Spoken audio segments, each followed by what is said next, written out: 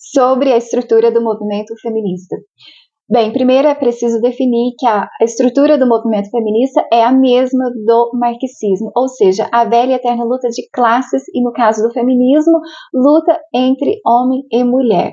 Uma observação é que para o marxismo é preciso destruir toda e qualquer ideia de casamento, maternidade, família, porque só assim se resolverá o problema da propriedade privada, ou seja, aquilo que o homem conquistou ao longo da sua vida, para o marxismo, é preciso ser deixado para o comum, o coletivo, e não para a família. Por isso, deve-se desconstruir a família.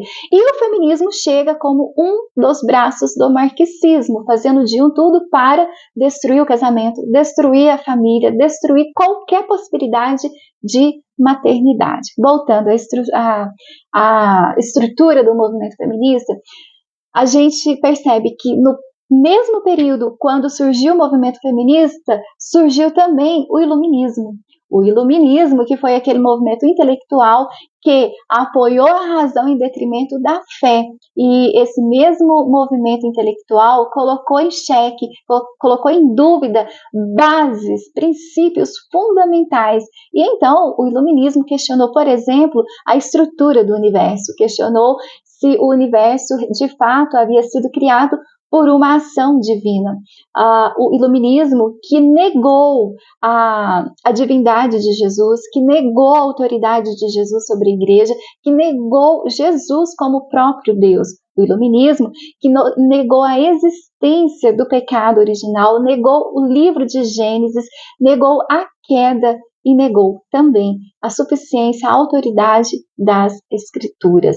John Locke, que foi considerado o pai do iluminismo, defendia que a liberdade intelectual e a tolerância deveriam ser considerados acima de qualquer coisa. John Locke, que foi um dos pais das ideias liberais, e ideias essas que perduram até hoje. Um outro filósofo da mesma época, o escocês David Hume, que defendeu a ideia de que é preciso considerar o empirismo radical, empirismo que tem a ver com experiência, ou raciocínio radical, ou seja, aquilo que não é possível experimentar não deve ser acreditado, não merece crédito, especialmente aquilo que está relacionado à religião. Sobre essa questão do empirismo, experiência, que foi tão defendido por David Hume, eu gosto de pensar que isso está presente muito nos dias atuais por alguns cristãos. E alguns cristãos consideram muito a questão da experiência, eu senti, eu me arrepiei, apaga a luz, coloca uma melodia que provoca mais emoção. E isso, às vezes, tem estado muito acima do que a consideração pela própria palavra de Deus. O outro filósofo foi Voltaire, que defendeu a ideia de que o homem tinha que expressar a sua vida de todas as maneiras e nada poderia interrompê-lo, nem mesmo aquilo de ordem moral ou de ordem religiosa. Rousseau, um outro filósofo da mesma época, entendia, acreditava, ensinava que o homem nascia puro, e que era a sociedade que o corrompia, e que o que importava mesmo era o coletivo. Dito tudo isso, eu quero pensar com vocês que foi nesta fonte que as feministas beberam, e foi através dessa influência filosófica que elas desenvolveram as literaturas feministas. Bem, não é difícil de perceber isso. Por exemplo, através da primeira feminista teórica, a Mary Wollstonecraft, que por meio da sua literatura, chamada Reivindicação dos Direitos da Mulher, escreveu que as mulheres da sua época eram tratadas pelos homens de forma muito leve, muito branda, e que os homens não faziam cobranças desafiadoras às mulheres. E por isso, elas eram consideradas seres de intelecto inferior, e que elas precisavam resolver esse problema do intelecto para se tornarem mais interessantes. Interessantes a quem?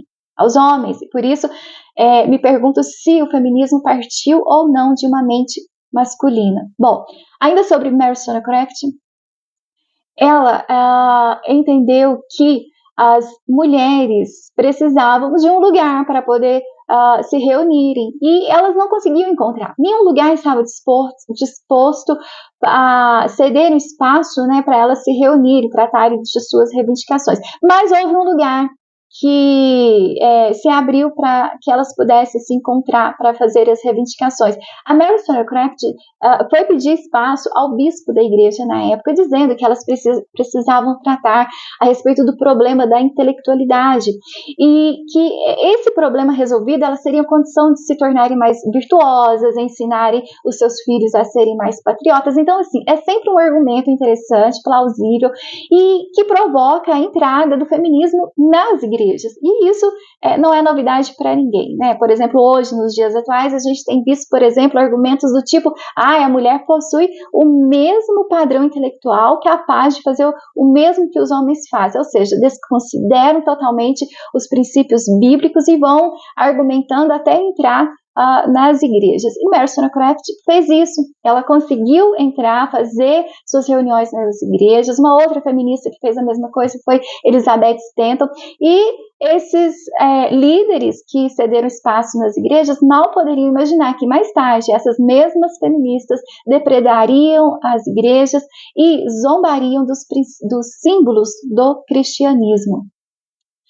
Uma outra, já falando da Elizabeth Stanton, a feminista teórica de primeira onda, é interessante observar a vida dessa mulher porque ela é o exemplo de que a mulher sofre uma influência tão forte do movimento feminista em sua vida a ponto de colocar em xeque as bases, os princípios mais importantes de sua vida. A Elizabeth Stanton era de origem calvinista, ela foi nascida e criada num lar cristão, eles frequentavam a igreja anglicana, ela conhecia a Bíblia, tinha tido acesso a vários sermões, ela casada, ela mãe de 7 filhos, depois de se envolver com o movimento feminista, ela chega a escrever que em vão a mulher buscar uma elevação na vida quando ela, no casamento, é rebaixada.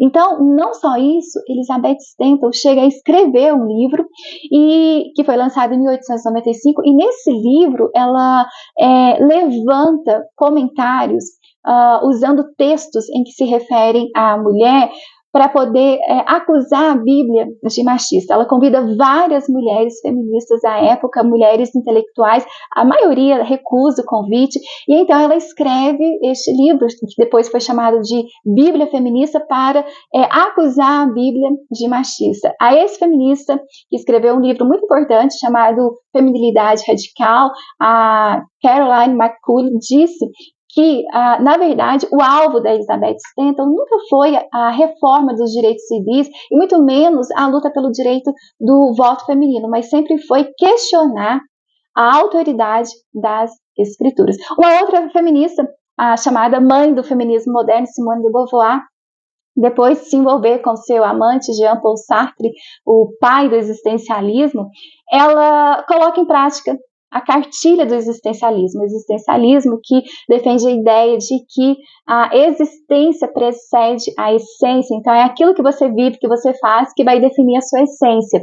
Então ela coloca em prática. Para o existencialismo não existe propósito de vida, e um dos filhos do existencialismo é quem? O hedonismo, que, em outras palavras, afirma que, já que não existe nenhum propósito de vida, se deve buscar todas as maneiras para se ter prazer nessa vida. E foi isso que Simone de Beauvoir fez. Ela buscou prazer de todas as formas, no lesbianismo, no adultério, ela aliciou menores, ela defendeu pedófilos, ela viveu todas as formas possíveis em busca de prazer. Ela incentivou uma geração, e continua incentivando até hoje, uma geração a desacreditar no amor, a desacreditar no relacionamento sério, a desacreditar na família. Simone de Beauvoir, que viveu tudo isso em busca do prazer, chegou no final de sua vida sozinha, angustiada, entendendo que o existencialismo que ela tanto apoiou e viveu não deu a ela nem liberdade e muito menos felicidade. Bem, e o cristianismo? O cristianismo entende que o problema do homem e o problema da mulher é o mesmo, ou seja, o pecado, e que esse problema vai poder ser resolvido quando o homem e a mulher forem alcançados pela graça divina e por meio de uma ação misericordiosa do Senhor, eles então passaram por um processo que o cristianismo chama de santificação, e nesse processo, homem e mulher serão transformados cada vez mais à imagem e semelhança de Cristo. Na Bíblia, nós encontramos várias instruções para poder cuidar das mulheres, para poder proteger as mulheres, os homens, as crianças, os idosos e também os fetos. Na Bíblia, nós encontramos Jesus amando, considerando, tratando as mulheres de forma extremamente digna e respeitosa. Encontramos o apóstolo Paulo também reconhecendo a importância das mulheres. Jesus reconheceu a importância das mulheres em seu ministério terreno, e próprio Jesus por várias vezes manifestou isso, por exemplo, no caso da mulher adulta que foi pega em adultério. Olha como Jesus a tratou, aquela mulher no poço, olha como Jesus a tratou. E nós encontramos Deus instruindo em várias vezes na Bíblia como se deve tratar o ser humano, como se deve preservar a vida, como se deve ajudar órfãos e viúvas. Na Bíblia nós encontramos imensas recomendações, inúmeras recomendações de como deve ser a convivência. E aí eu me pergunto, e eu deixo essa pergunta para encerrar: será que nós, os cristãos, nós precisamos do movimento feminista, ou será que nós precisamos de fato viver na prática aquilo que nós declaramos acreditar ser a nossa única regra de fé e prática? Será que não está na hora de nós, os cristãos, viverem mais a fundo e com mais seriedade a nossa Bíblia?